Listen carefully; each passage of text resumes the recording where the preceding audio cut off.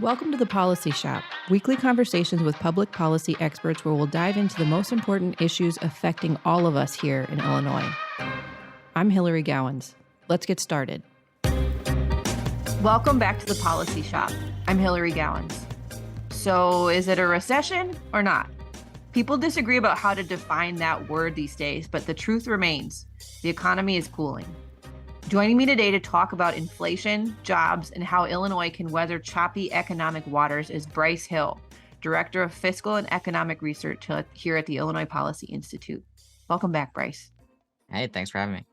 So I know that the past few days have been some of your favorite in terms of defining words. It's been so interesting to see how people talk about the definition of what a recession is and what we should think. I know it sort of irks you a little bit. I want to give you a chance to set the record straight. What's the deal with this debate and what really matters? Well, I think the deal with this debate is that, election season is approaching and people have a lot to gain or to lose by assigning or receiving the blame of whether or not the economy's in a recession or just if we're just heading towards a general economic slowdown. So news outlets, politicians, pundits, one, they can get the clicks from having a strong opinion on it. And then two, especially for politicians as election season approaches, that's going to be a key messaging point on a lot of campaigns, I'm sure. Many Republicans trying to lay the blame at the Biden administration's feet. The Biden administration obviously has shown that they want to do everything possible to skirt that blame. But at the end of the day, it doesn't really matter. One of the things that has been said over the past week is, the National Bureau of Economic Research is who we typically go to define whether or not we are or are not in a recession. But that takes a lot of time and it ultimately doesn't matter. So they didn't declare that the Great Recession was officially a recession until December of 2008, a year after the crisis started. But that didn't change, the pain that Americans were feeling in the entire year before that. So it's not some magic word. It's just, fodder for the news cycle right now, which is incredibly frustrating because there are some really serious things happening in the economy that people should be aware of, and they probably already are because they're living them day to day and feeling them. And unfortunately, we're tied up in this debate about what to call it rather than focusing on what's actually happening and how we can go on. Yeah, so tell us a little bit more about that. What actually matters here in terms of understanding how our economy is doing? Sure. So, we've seen GDP decline for 2 straight quarters, which has typically been shorthand for a recession. Every time that's happened for the past 75 years, the U.S. economy has slipped into a recession. The thing that's really giving people pause and why there's so much debate around it and how we're justifying saying, maybe we are or aren't, is that employment has still continued to exceed expectations. Unemployment rates haven't budged.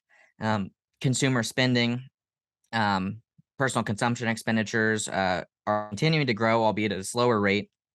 So there are a couple of spots of additional items that we would typically look at other than GDP to see whether or not a recession is here or not.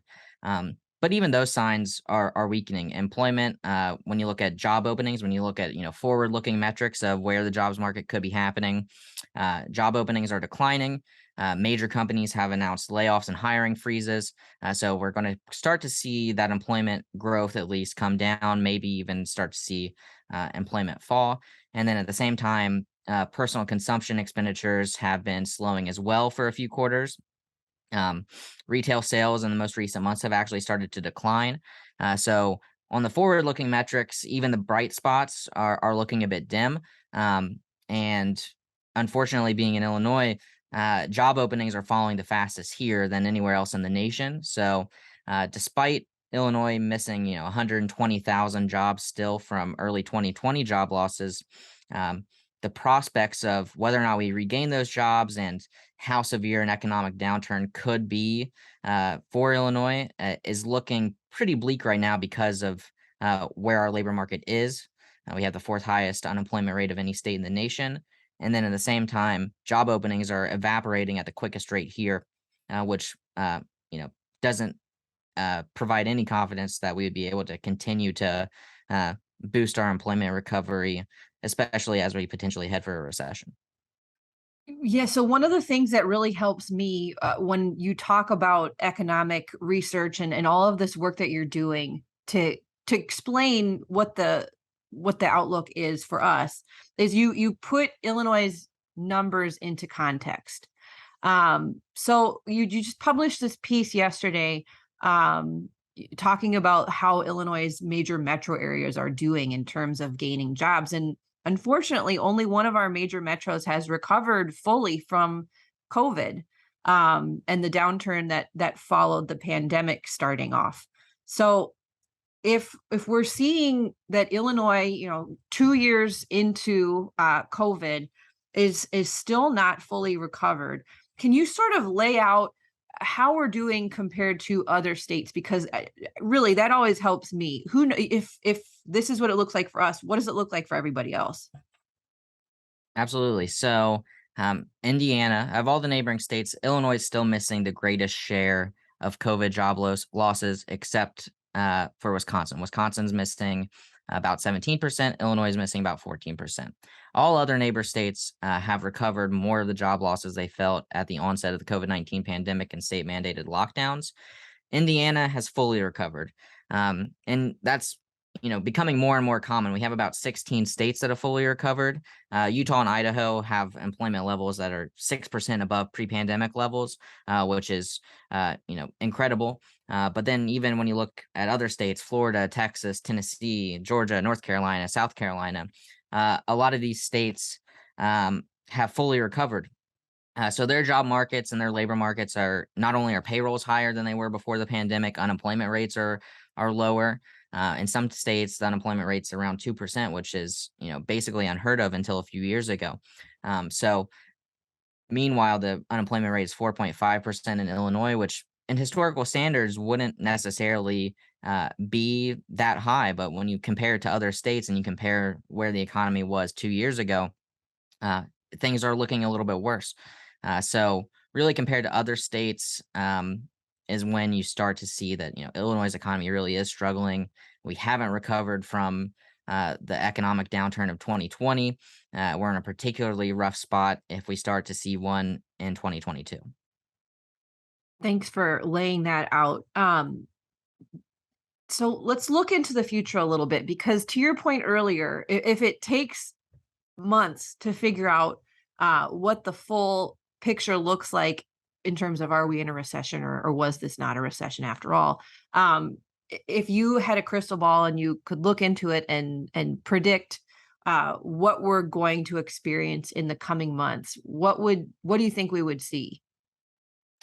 I think regardless of what it ends up being, economic pain is unfortunately on the horizon, and we're already seeing it. So inflation's the highest it's been in 40 years.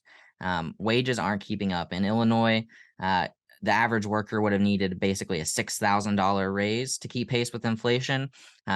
Workers did get raises over the past 12 months. So it was about $3,000. So inflation has really dealt Illinoisans a $2,900 pay cut. When you look at how that actually manifests itself in reality, it's higher bills at the gas pump, higher bills at the grocery store. The typical Illinoisan is paying about $500 more annually for groceries at current inflation rates. That number is going to be far higher if you have a family or have a couple of kids to support. So people's disposable income are really being strained. Dollars aren't going as far as they used to. The everyday essentials cost more. And then on top of that, we have the Federal Reserve raising interest rates to fight that inflation. Typically, the trade-off between interest rates and with inflation is higher instances of unemployment. So, as we go into the future, and typically, Federal Reserve policy takes a little while to take effect and start impacting the economy, we can expect to see greater instances of unemployment, some job losses. If job openings slowing in Illinois at the fastest rates are any indication of how severe that's going to be state to state, we could see some of the most severe job losses coming in Illinois. So, on top of rampant inflation that has already left people in a worse financial position, some Illinoisans are certainly looking like they're going to be losing their jobs, which is going to be just catastrophic with, kind of this perfect storm that we've had going over the past year or so with inflation already putting people in a worse financial position. So, um, regardless of whether we want to call it a recession, a slowdown, um, you know, return to normal, we're going to start seeing some unfortunate outcomes, and the recovery from the 2020 downturn is going to be put in jeopardy, and we could start to even see, a new downturn. So you pointed out inflation and how much that's costing the average Illinoisan. Governor Pritzker said he was going to help us by suspending tax hikes or providing temporary relief in the form of, for example, grocery tax relief or gas tax relief. But all of that goes away after the election. So when that dries up, and even before then, we should really be talking about this, but I'd love to hear from you. What is the big picture in terms of what politicians should be doing to help relieve the pain? So, what Governor Pritzker is doing at the state level is kind of textbook what you should not be doing. So, uh, there are popular things: suspending the grocery tax, delaying the gas tax. He's doing them because they're popular and they expire conveniently. Excuse me. Conveniently, they expire after the election, just in time to provide new revenue for the next state budget. Um, a few unfortunate things though are byproducts of what is a popular and could be a good proposal is that one, these we already are running a budget deficit. So uh budget deficits, spending and financing it with debt are inflationary measures. This contributes to that because it's something that wasn't planned for. So even though we're trying to provide Illinoisans with some relief, it could end up backfiring because at the same time, the government spending is still going to be there. Illinoisans have more money in their pocket that they're going to need to spend because everyday essentials are becoming more expensive. Uh, but both of those things are going to, fuel pushing prices higher. So what we should really be focused on is balancing the budget, most important thing that the state government can do. Um, if we can balance the budget and get to, a sustainable future for reducing, unnecessary spending, reining in the cost drivers to state government, and actually, using that to fund lower taxes to put more money in Illinois' pockets while also bringing down state spending and making sure that it's financed through revenue sources that actually exist and are there today. That would go a long way in helping fight future instances of inflation. And then really the most important part for, maybe weathering the downturn and fostering an environment where a recovery is actually going to be robust and can happen in Illinois is going to be in the hands of voters. So voters have Amendment 1 on their ballot in the November election. It's going to be the first thing that they see. And Amendment 1 would essentially lock in the status quo of, tax hikes, more expensive government, more overlapping layers of government, increase and constitutionally protect public sector union power that has been driving some of those cost drivers up. Um, and so, doing that, approving that amendment would probably lead to much higher government costs, and that translates to higher tax dollars, higher tax bills, more government spending.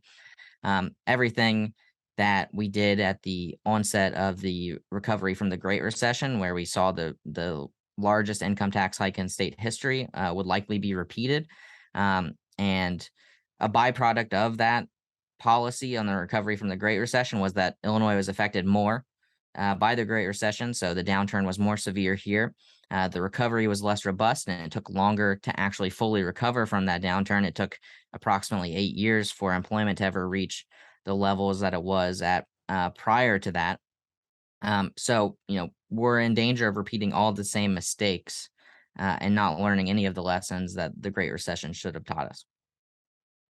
Well, thank you for providing sort of the roadmap for what we need to be thinking about and what we can potentially expect to see happen here in the coming months. I'm so excited by a lot of the research that you're doing because it's so helpful in terms of understanding the biggest news stories that we're seeing today. So I know in the future, we'll be talking about the housing market. So for months and months, as the economy started to tick up, we saw houses flying off the market.